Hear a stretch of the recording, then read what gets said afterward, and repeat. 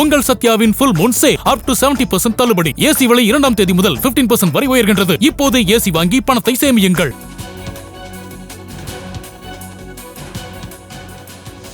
வணக்கம். சட்டமன்ற தேர்தலுக்கான வேட்புமனு தாக்கலுக்கு சில தினங்களே உள்ள நிலையில் பாஜகவில் தொடர்ந்து உட்கட்சி மோதலானது தீவிரமடைந்திருக்கிறது. கோவை வடக்கு தொகுதியில் யார் போட்டியிடுவது என அண்ணாமலை வானதி சீனிவாசன் இடையே மோதல் நீடித்து வருகிறது. குறிப்பாக அண்ணாமலை அவர்கள் போட்டியிடுவதற்கு இதுவரை எந்த தொகுதியும் ஒதுக்கவில்லை. கோவை தெற்கில் கடந்த முறை போட்டியிட்டு வெற்றி பெற்ற தெற்கு எம்எல்ஏ வானதி சீனிவாசன் அவர்கள் இந்த முறை கோவை வடக்கு தொகுதியை தேர்ந்தெடுத்து போட்டியிட இருப்பது குறிப்பிடத்தக்கது.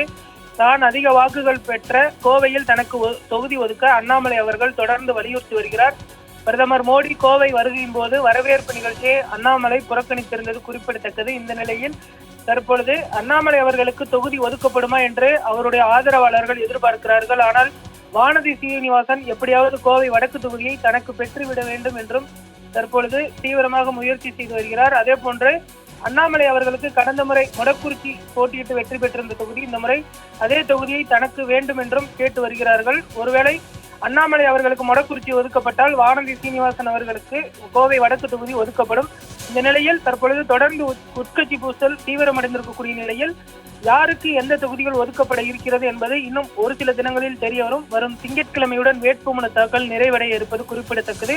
தனக்கு சீட் வழங்கப்படாததால் தமிழ்நாடு தேர்தல் பரப்புரையில் அண்ணாமலை தொடர்ந்து ஆர்வம் காட்டாமல் ஒதுங்கி இருப்பது குறிப்பிடத்தக்கது. இந்த நிலையில் அண்ணாமலை அவர்களுக்கு தொகுதி ஒதுக்கப்படுமா அல்லது பிரச்சாரம் மட்டுமே செய்வாரா என்பதை பொறுத்திருந்தான் பார்க்க வேண்டும்.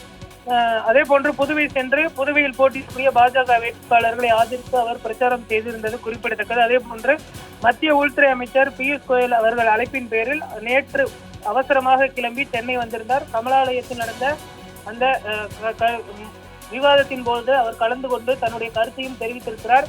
தான் போட்டியிட விருப்பமில்லை என்று அண்ணாமலை அவர்கள் கூறி வருகிறார். ஆனால் மேலிடம் எப்படியாவது அவரை போட்டி வைத்து கொள்ள வேண்டும் என்று தொடர்ந்து முயற்சி மேற்கொள்ளப்பட்டு வருகிறது. தற்பொழுது எப்படியாவது மொடக்குறிச்சி தொகுதியை பெற்று போட்டியிட வைக்க அவரை சமாதானப்படுத்தக்கூடிய அந்த முயற்சிகள் தற்பொழுது மேற்கொள்ளப்பட்டு வருகிறது. கடந்த முறை அரவக்குறிச்சி தொகுதியில் அவர் போட்டியிருந்தார். இந்த முறை அவர் கோவை வடக்கு வேண்டும் என்று தொடர்ந்து எதிர்பார்க்கிறார். அதே போன்று சிங்காநல்லூர் அல்லது கவுண்டம்பாளையம் ஒதுக்கப்படும் என அவர் எதிர்பார்த்த நிலையில் அதிமுக 2 தொகுதிகளையும் தனக்கு எடுத்துக்கொண்டு கோவை வடக்கை மட்டும் தற்பொழுது பாஜகவிற்கு ஒதுக்கியிருக்கிறது. ஒரு தொகுதி ஒதுக்கப்பட்டதால் தான் தற்பொழுது தொடர்ந்து சிக்கல் நீடித்து வருகிறது.